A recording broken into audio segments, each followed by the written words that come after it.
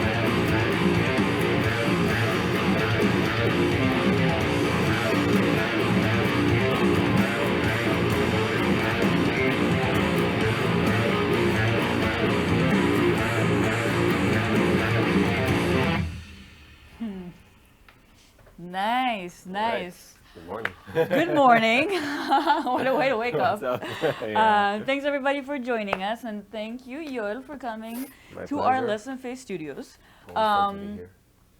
This was an awesome piece that Thank you you. just performed. It's a great Thank way to you. start the conversation. Mhm. Why don't you tell us a little bit about this? So this is a piece, actually I think the first full composition that I wrote as part of Distorted Harmony with Distorted Harmony since I joined. I joined 2 years ago, I think. and that was from our latest album. The song is called Room 11, and I wrote the lyrics along with the singer, and the music along with the drummer and the keyboardist, which is the main composer. So I thought it would be fun to open up with that, and also maybe I have a lot of students that are into like how to write riffs and how to make things like different or interesting and not just power chords. So it's like I thought it would be a great example to maybe show Nice. people I how- do how think that this is is. a great example. I love this song. This is actually Cool. the first time I get to hear this, Nice. Thank you. and it is a beautiful piece. And there are so many cool like musical elements to it. So now I'm like, I Thanks. come from like this, you know, kind of a different singer-songwriter situation Yeah. that is more like pop rock, folk. So like I'm thinking right now, how did you start writing this song? Where was there like a moment that you came with like a cool lick and suddenly it was like, oh, I want to start with this? Like how did this happen? Specifically for this song, we had Yoel wrote the keyboardist. He wrote the main riff. So he like gave us this. Okay, this is it, and then like everything else was kind of missing. So then and the riff of the verse as well. So it was more about like you get a given and how do you connect it to lyrics? How do you what can you do with it, and how can you develop it further? Can I ask you So, what like- was the riff? What? Like which one of those riffs was this the thing first one? Okay. You can see that it's impossible on guitar. That's why he wrote it. He's a keyboardist. So,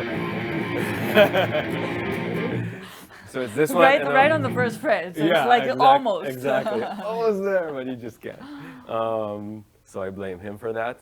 And yeah, and then we had this thing. So. Yeah.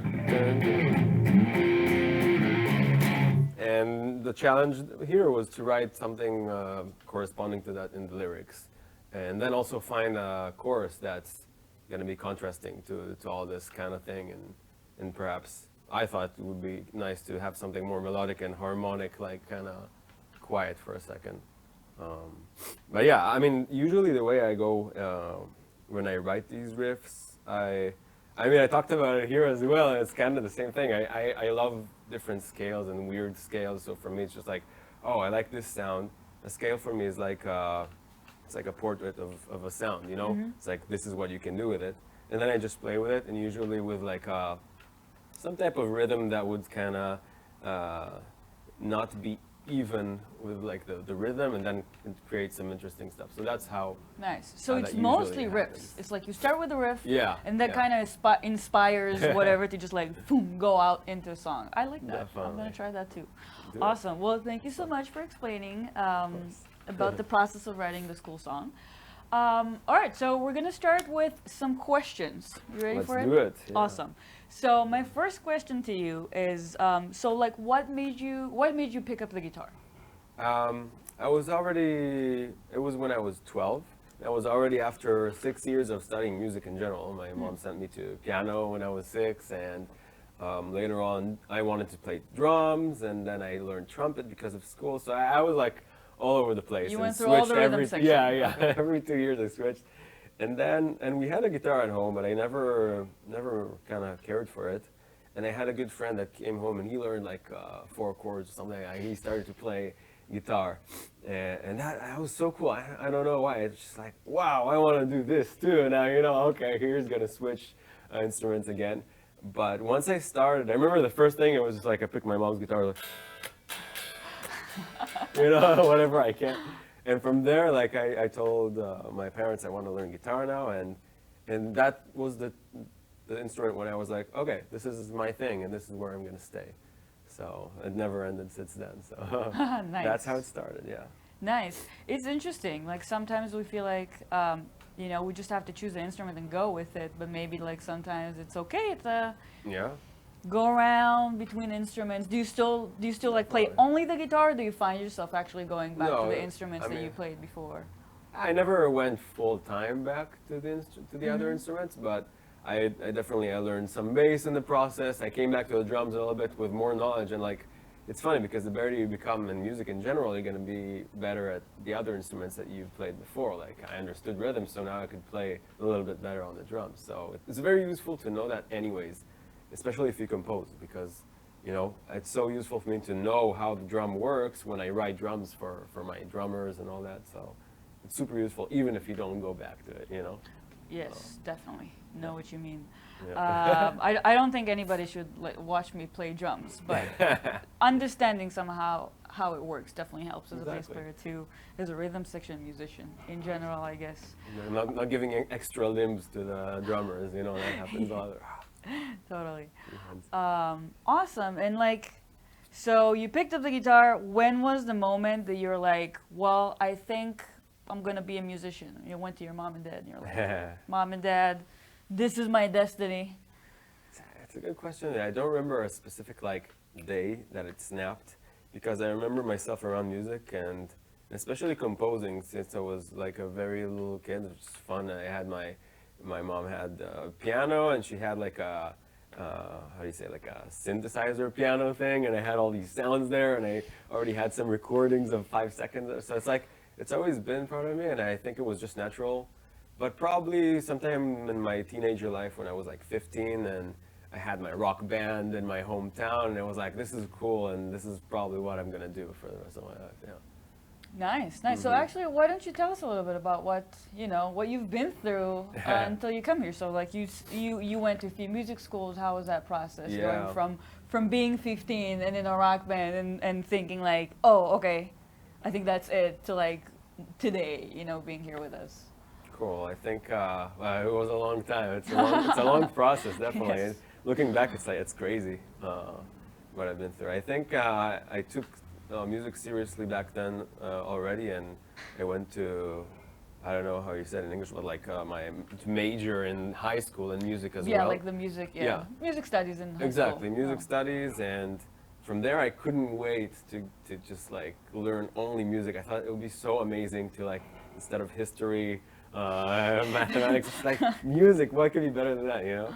But I had to wait because I had to go to the army for 3 years. But right after that, like back at the guitar for a whole year, I was just at home playing, getting everything back to where it was. And then I went to Rimon School of Music in Israel. And there was this kind of far dream to go to the US and to Berklee. I knew as a musician, you know, a lot of times that in Israel, unless you are in very specific genres or ready to do very specific gigs, it's going to be hard for you to develop yourself. So I knew it would always be like, it was in the back of my mind to go, but it was pretty far because of the costs and like the not very big scholarships that they gave back then. And but I started Rimon with kind of doing more, just getting better at playing at jazz especially, and eventually I did go to the auditions because I told myself that I would never forgive myself if I don't try. And then lucky, like me and a bunch of really other good friends and musicians, we got enough scholarship to be able to afford it. So that brought me to Berklee College of Music in Boston for another 2.5 years. And there I majored in composition and jazz composition. Although you can hear that most of my jazz composition had distortion in them. Well, luckily the teachers were really cool with that, and they were really open-minded. So I learned so much in these kind of 4.5 years.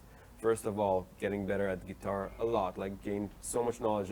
In Rimon in Israel, we had teachers that were in the same level, like if not, I mean, it was the same level of education for me, guitar-wise and then composition-wise.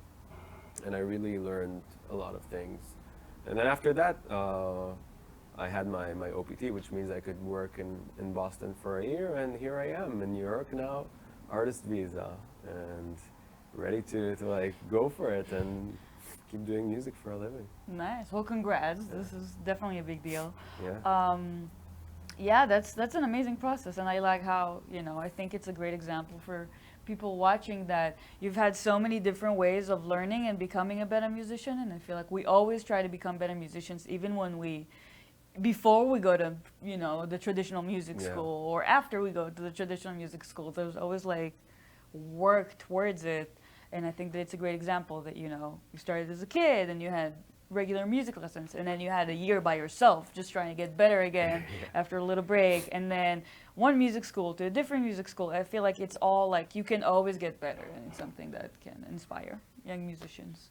Yeah, and it's also like I just want to add for the musicians. Like I always had a feeling that I started things too late. Like when I started learning jazz like after I had my rock beer, I started learning. I was like, if I would just learn jazz from the beginning, I would be so good now. And then I went to Rimon like, if I would learn this, I would just be so good. So it's like everything. I remember my mom told me that when I was a kid, and I was like, I wish I learned. And she told me everything is like in its own time. Right. And it's so true because, you know, everything happened the way it should, and I feel like I have all the knowledge I know I want, and like so. You can't push it, and you Exactly. can't. I feel like as a musician, on one hand, you can't be too hard on yourself, and on the other hand, you can't be too light on yourself, you because gotta then like push you yourself. lose it. Yeah, You know, you're for like sure. you lose the gig, or you won't work hard enough, and it will show. I agree. I had a funny story a couple months ago maybe, that I was going to a rehearsal, and I was just taking a cab. And the driver asked me if I'm a good musician, which is a funny question to be asked on the way to rehearsal by a cab driver. And I was like, I think I'm pretty good, you know? And he was like, oh, I think like the greatest musicians are the ones that say that they're the best. And I'm like, well, you know, I definitely don't want to be too hard on myself, but I feel like, you know, there's always be kind of, you know, happy with the road that you've been through, and also know that there's always a road to go through. So Agreed. yeah, and you know, having obviously a very common background, Yeah. I feel you Yeah. with that journey. Mm-hmm. Did you always feel like you're gonna be a guitarist and a composer, or was there times that you were more focused on I want to be a guitarist, or times that you were focused on I want to be a composer? I think it was always together. I think only lately I understood that I'm a composer before I'm a guitarist. Interesting. Yeah, So I don't know. I think this is more me than probably because it also started before the guitar even. But it has When you were playing always- with the keyboard and the Yeah, songs. exactly, exactly. I still remember these songs. One day I'm gonna make an album. Go back to it. But it always went like hand by hand. You know, I always had sessions when I would write stuff, and it was always part of it. The guitar as a tool, and also as like, you know, getting better in guitar. You could say that when I started getting really into guitar, like when I was 15 until like 18, I was really like just 6 hours a day, just guitar. So that was maybe a time that was stronger. Okay, cool, awesome.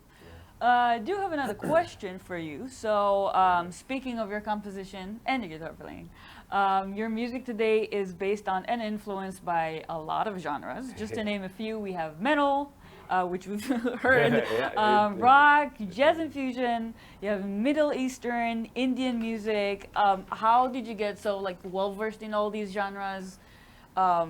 What made you even like go and seek these genres, and how does it reflect your music? And also, can you tell us a little bit about, so we heard a little bit distorted harmony, but we want to know more about your projects and how it plays a part in them. Definitely. So some of these are super random and some of these are super like intentional. I could say that I had a really, I started from rock, you know, and metal. It started from bands like Guns N' Roses, Iron Maiden, System of a Down, and then into more complex stuff like Dream Theater and heavier textures, Meshuggah, like things that are really maybe more complex and also very heavy. And I think I always stayed loyal to that because I always still like that. I never got like pissed off of that and like, no, I don't want to do that anymore. But I think it was just adding some more things that I started being interested in.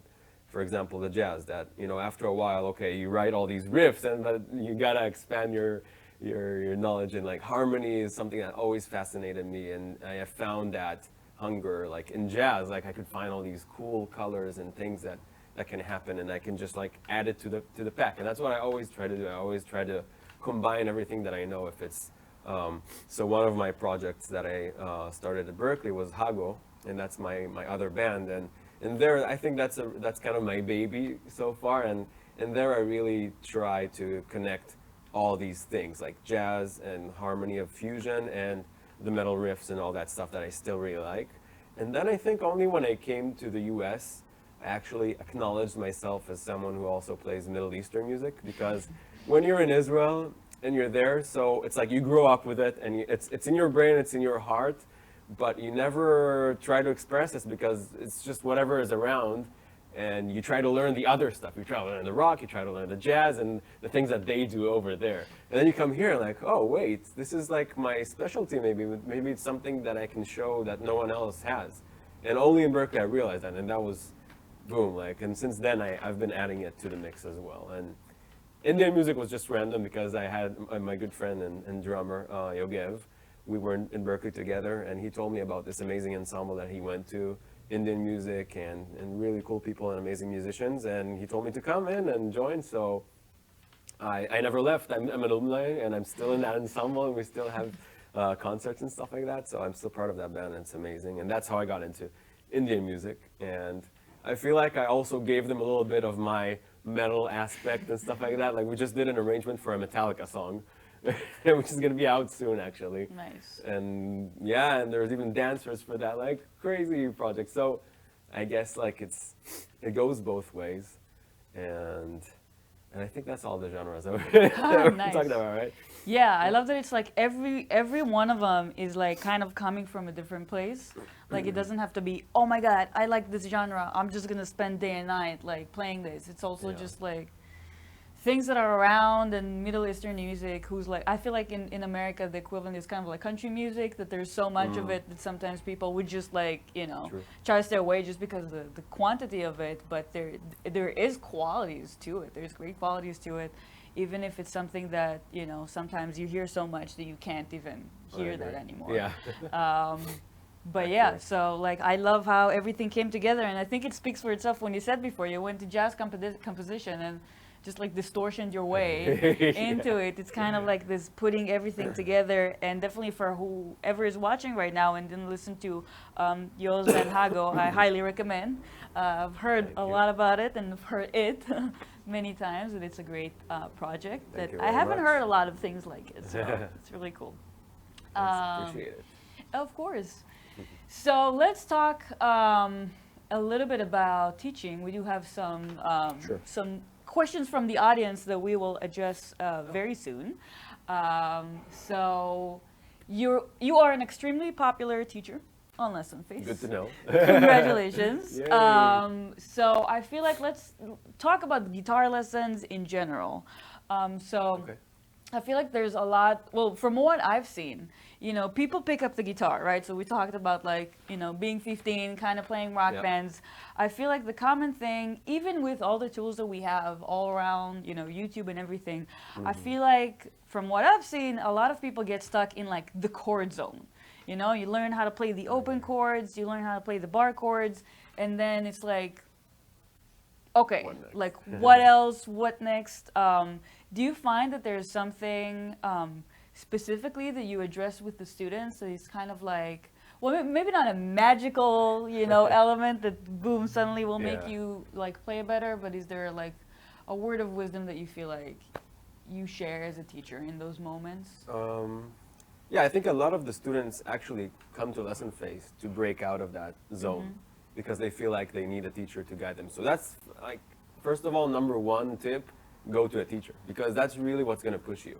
And then knowing that I'm there to push them, then what I usually do is throw them in the water a little bit in terms of improvisation. And if you're not doing it with a teacher yet, then I just advise to start and go for it and try to improvise and get into more lead playing rather than chords, because if you have the knowledge and the chords already, then it's time to try something new. And a lot of people are afraid of that because like, I don't know how to improvise. Like, okay, I know this pentatonic scale, okay, very simple scale, but how do I actually apply it? And it's true, it's not an easy thing to start if you've never done it before.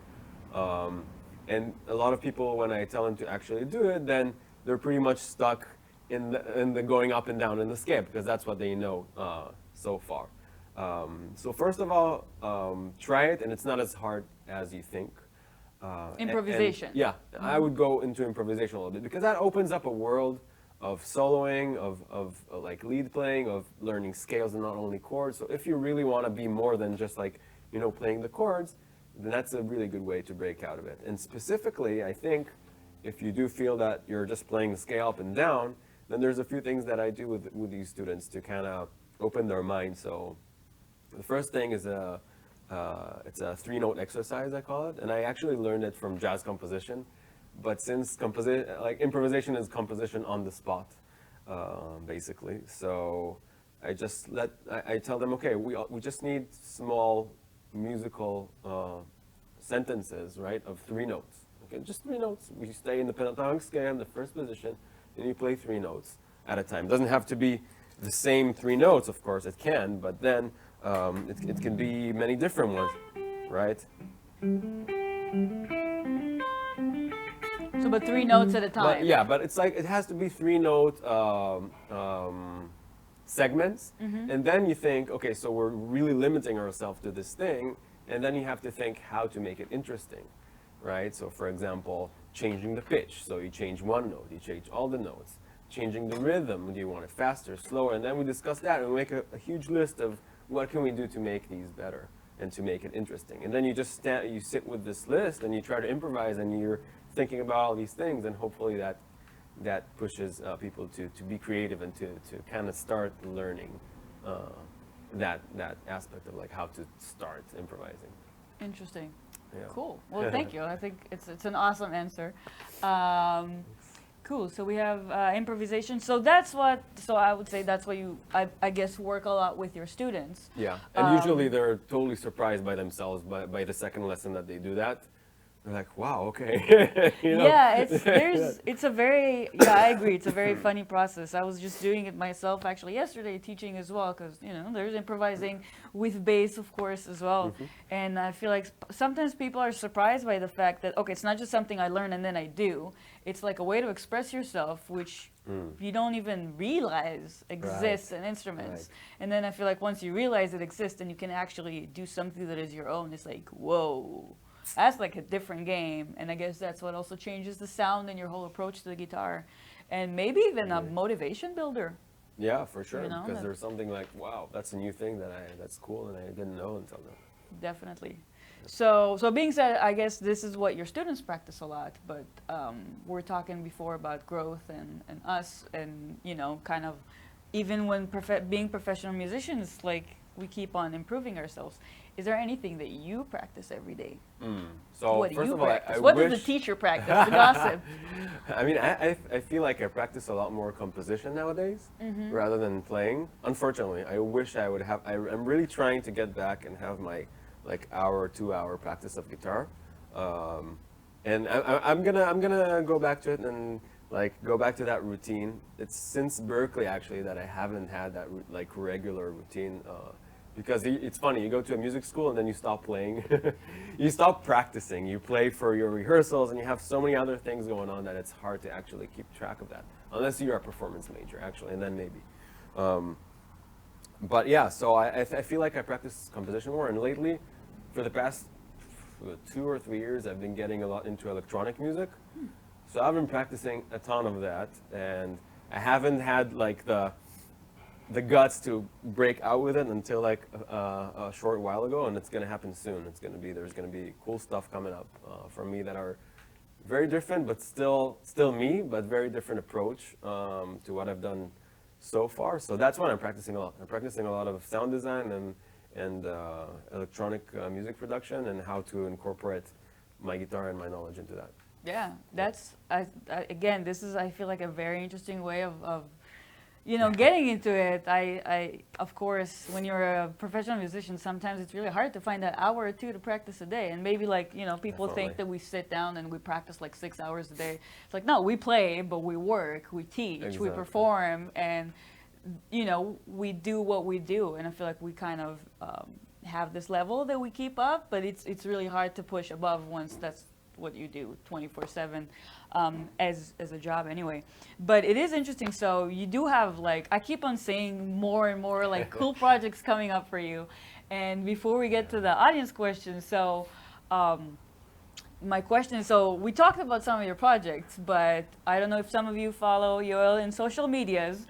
You combine your love of music with humor. You have the project Metal. right? Yeah. We're not sure yet how to pronounce it, but Me animal neither. metal. Me neither. You have this cool, I think the electronic music that you were talking about too is like traveling the Oh, world. yeah. The sample the world thing. Sample the world, which you make Yeah. like really cool tracks by all the cool Thanks. places that you travel. And of course, every time that you do one of those videos, you have one of your interesting kind of hummus shirts to express your love for hummus, which hummus. Yoel is also a great hummus chef to anybody who doesn't know. So like, how do you combine all of that? How did you get the idea? Like, oh, this is music. Like, where does this come from? Specifically the animetal, which was the last thing. I mean, first of all, I love humor in music. I love that you can do anything with all these things nowadays, like videos, sampling this and that, and creating music out of it. I'm not the first person who does that, like just sampling and grabbing, and people are taking like speeches and making music out of it. So it's something that I really like watching, and I find it amusing and cool and creative. Also, I feel like nowadays, a lot of things that you do musically have to have a video, you know? Like things without a video, things that don't have something visual, even if it's just a little bit moving or anything, is like people a lot of times won't watch it at all. True. So that's something that I've been thriving for, like more videos, more stuff, and I got, so for Animetal, I was just actually someone in a prog group on Facebook. He posted this woodpecker, and he said, please someone make music out of it. This could be so prog or something like that. Nice. And I just, okay, let's do it. And on it, the next day I was just like chugging that riff and Were you like putting the drums first? yeah, Interesting. I took the the woodpecker sound, and there's a function that you can make MIDI notes out of audio. So I just took this and I made it the bass drum. And then I tried to find like the right tempo that would fit actually as some groove, and I just made a riff out of it, because it's just like when you don't have an idea for a riff, you just go for stuff like that, you know. Wow, that is incredible. The things that technology can do. Exactly. You took the woodpecker and the woodpecker sound, translated it to MIDI, then made it a bass drum. I'm kind of thinking this is a whole new like line of composition. Definitely. That is very interesting to explore. Connects you to nature. Definitely.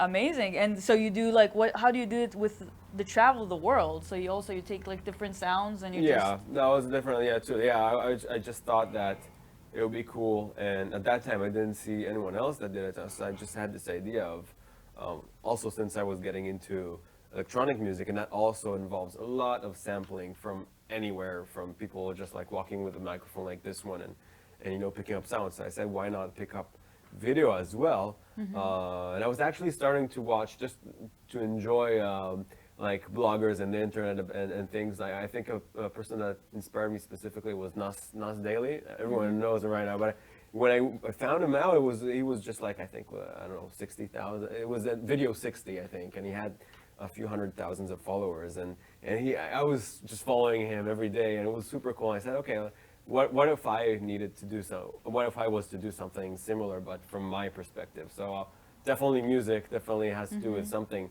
like sampling. So I decided to try and sample places, music-wise and video-wise, and then connect it to using only these samples and some of them of my guitar.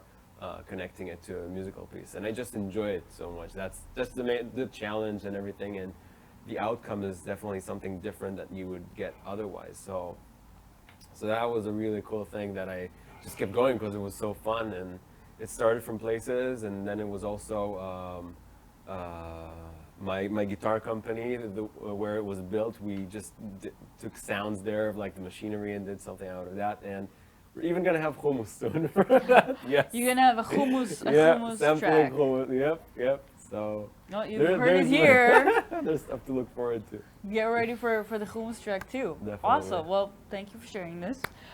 We do have some questions from the audience. So we have a question from Adeline Beno. What's the guitar name and model? So what are you playing? You just mentioned your guitar company. Yeah, actually, that's good timing. Thank you. So this is, the company is called OD Guitars, and it's a really new and uprising and amazing company. It's based in Israel, actually, and it has now been in NAM for 2 years, and I've been representing them for 2 years almost, actually. Love these guitars. It's an OD. The model is Asteria. It was custom built, but the model exists as is.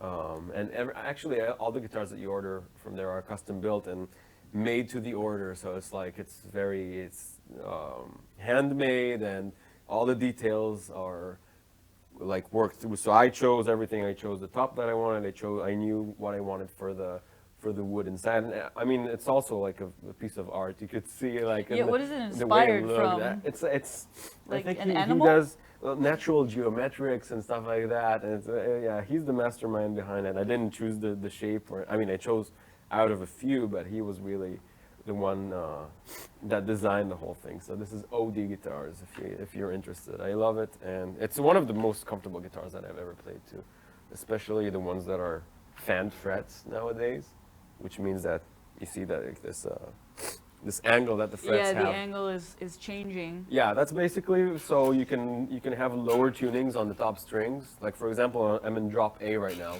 so I need more tension. Like your bass has a longer neck than my guitar, so this makes it a little more tension in this area, and then this is just regular guitar, you could say, length. Nice. So And you have 7 strings. yeah, and it's 7 One strings. extra. Exactly. What's the one extra for? This is the one, and just to have instead of E, I have an A. It's like way lower, so we need that, especially I'm when just you play saying, metal. you just went lower, Uh-huh. which is Almost almost bass, not I mean, quite yet. people but play trying, 8 strings nowadays. That's too much for me. which is also going lower. Yeah. I mean, Yeah. at a certain point, you got to just Just admit, gotta- if you really want to go low, you need to go go bass. bass. You know, but that's my opinion. No, but thank you so much for sharing. It is a beautiful guitar, Yeah, and it's obviously amazing. you play it beautifully, which is, you know, Thank you very sometimes much. it's not just the guitar, it's also the player, but definitely there's a cool combination here. That's great. We have Rod from Lessonface as well. Hi, Rod. He's asking, hey, Yoel, is there a band or guitar player that you like so much that you have learned all their songs / licks? Well, that's a lot. And Yeah, can you play a yeah. few examples? But yeah, what's like? So you mentioned a little bit your inspirations, but what are Yeah. your biggest inspirations? I don't know if I've ever learned all the songs of a certain band or guitarist. I probably the guitarist that I was influenced from in the most amount of time for like a few long years was John Petrucci of Dream Theater. That was from when I was like 15 until 20, let's say.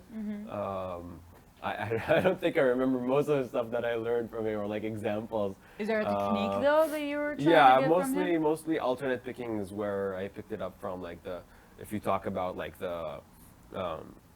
just the up-down picking and getting faster and better at that, I think I totally learned that from him. And basically everything about starting to play faster and more technical is what I picked up from this dude.